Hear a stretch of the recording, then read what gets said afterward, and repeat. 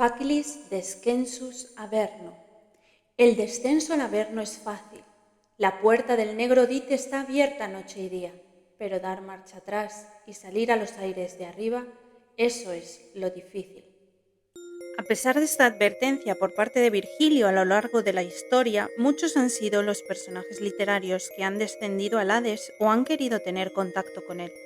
Orfeo lo hizo por amor a Eurídice. Odiseo buscaba información para volver a su casa. Eneas quiso un último consejo de su padre. A Perséfone la raptaron y directamente se la llevaron.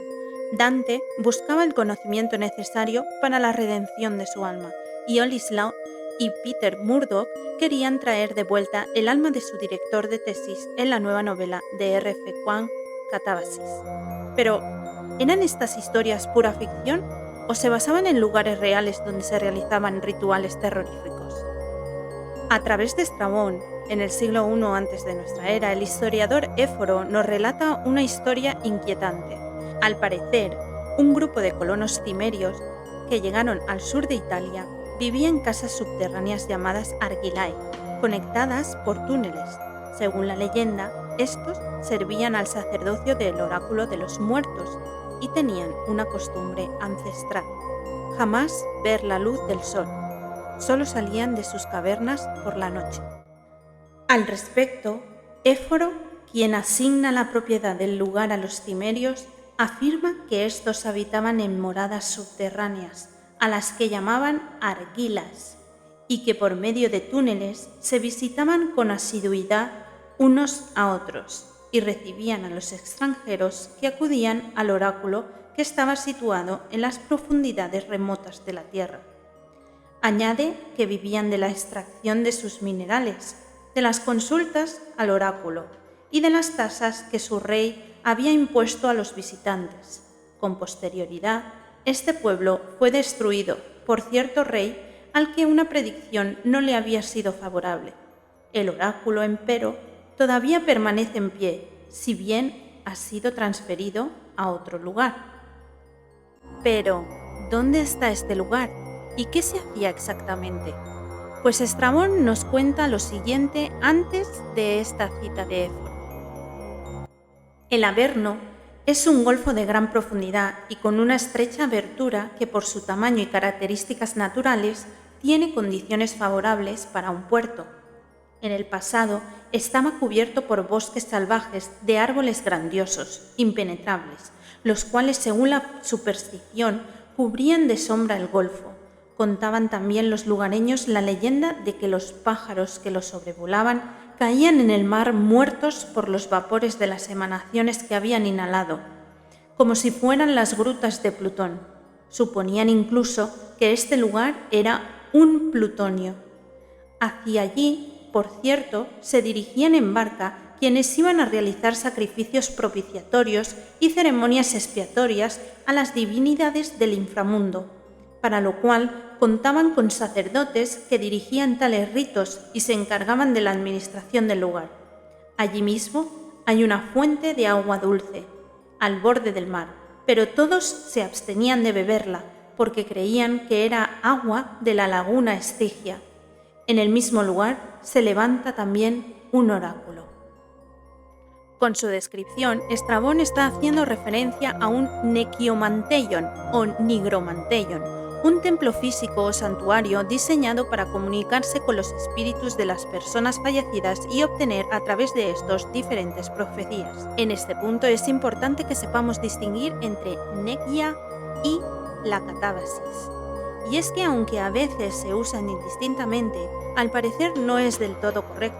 Para la Nekia debemos pensar claramente en una invocación a los muertos después de un cierto ritual en un lugar determinado que favorece su conexión con estos seres, como una sesión de espiritismo de finales del siglo XIX, mientras que la catábasis hace referencia directa al descenso al Hades por parte de alguien vivo. Pero pronto entenderemos por qué, en cierto lugar, parece probable que ambos términos se fusionaron, al menos en un sentido metafórico para la catábasis. En la década de los años 60 del siglo XX, Robert Paget, aficionado a la arqueología y la historia antigua pero sin conocimientos académicos sobre ello, se atrevió a adentrarse en los subterráneos existentes en Baia, ciudad turística por excelencia en la antigua Roma, famosa por sus aguas termales que merece otro post.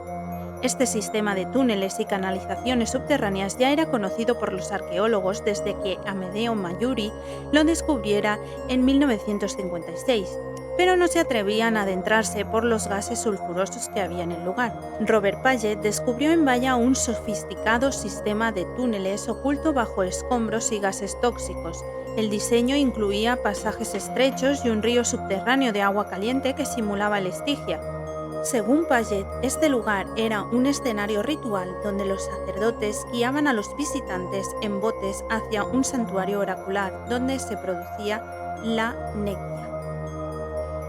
Pero antes de continuar con esta evidencia material sobre los sacerdotes de la muerte, debemos dejar clara la geografía en la que nos movemos, porque este culto implica a 3 lugares muy cercanos entre ellos, pero nos ayudan a comprender e intuir si estamos ante hechos que existieron de verdad o que solo formaban parte de la literatura y la mitología. El lago Averno, Baia y Cumas. El lago Averno es donde Estrabón ubica el culto de la nequia y los sacerdotes de la muerte, la ubicación legendaria, pero cuestionada. En su orilla sur existe la denominada Gruta de la Sibila, un túnel subterráneo con baños termales interiores que conecta con el lago Lucrino. Desde aquí es desde donde Eneas descendió al Hades. Baia es la candidata ideal física para situar el verdadero oráculo. El paso en estas grutas fue bloqueado a inicios de la República Romana. Cumas era la sede político-religiosa que controlaba todo el territorio. En su acrópolis se encuentra la famosa Cueva de la Sibila, vinculando la autoridad profética de Apolo con los cultos oraculares de la región. Aquí tenéis el mapa donde podéis ver la cercanía que había entre estas 3 regiones y por qué todas ellas se conectan con el mismo mito oracular. Pero volvamos a las teorías de Paget. Como hemos contado, Robert Paget creía que el relato de Estrabón sobre el sacerdocio de la muerte se situaba en esos túneles subterráneos que recorrió en Baia. Sin embargo, estudios recientes con escáneres láser sugieren que el gran antro no era un templo, sino una pieza de tecnología termal. La teoría: el túnel funcionaba como un gigantesco colector de vapor. El propósito: alimentar la Piccole Terma, las pequeñas termas romanas.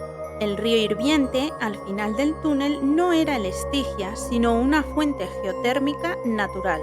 Los romanos excavaron cientos de metros de roca para canalizar ese vapor volcánico y calentar las saunas y piscinas de la superficie. Las supuestas salas rituales y nichos podrían haber sido parte de un sistema técnico para controlar la presión y el calor del vapor que subía hacia los baños de lujo. Entonces, ¿nada fue real? ¿Solo fue una fábula literaria? Si recordáis al principio de este vídeo, todavía queda por explorar un último detalle que abra una nueva posibilidad explicativa. Estrabón nos dice: el oráculo, empero, todavía permanece en pie, si bien ha sido transferido a otro lugar. Este hecho fue observado por el clasicista Colin Graham Hardy, quien en su artículo The Great Antrum at Baia en 1969 dio una serie de datos que al parecer los nuevos estudios no han tenido muy en cuenta. El origen. Él situaba el origen de este oráculo en Aristodemo de Cumas, cuando impulsó estos santuarios para introducir cultos de misterio pitagóricos u órficos y ganar así poder político. La clausura del complejo de Baia. Para este investigador, Roma clausuró estos lugares hacia el 186 a.C. de nuestra era, al considerarlos cultos extranjeros peligrosos. como el decreto de Bacanalibus. Dato clave: Virgilio sitúa el descenso al Hades por parte de Eneas en el lago Averno y no en Baia, posiblemente porque en su época el complejo ritual de Baia ya se había olvidado o convertido en ese simple sistema de canalizaciones para las termas. ¿Y si no fueran teorías opuestas, sino la crónica de una supervivencia?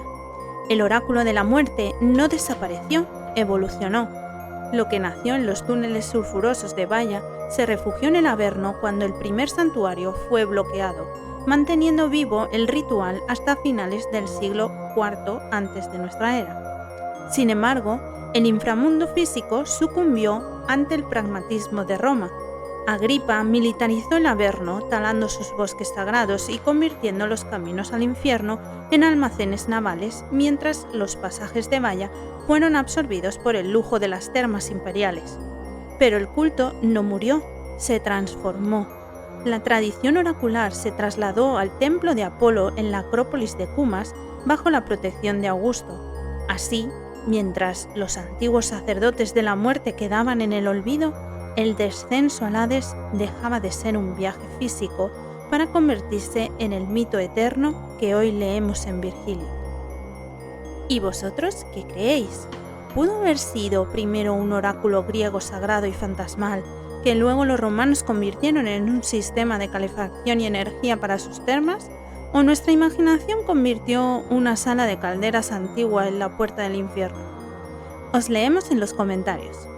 Baia y el Averno no son los únicos lugares donde los vivos intentaban cruzar la frontera de la muerte. Si quieres conocer los otros Necromanteion del mundo antiguo, como el de Éfira o el de Cabo Tenaro, síguenos para la próxima parte de esta ruta hacia el inframundo.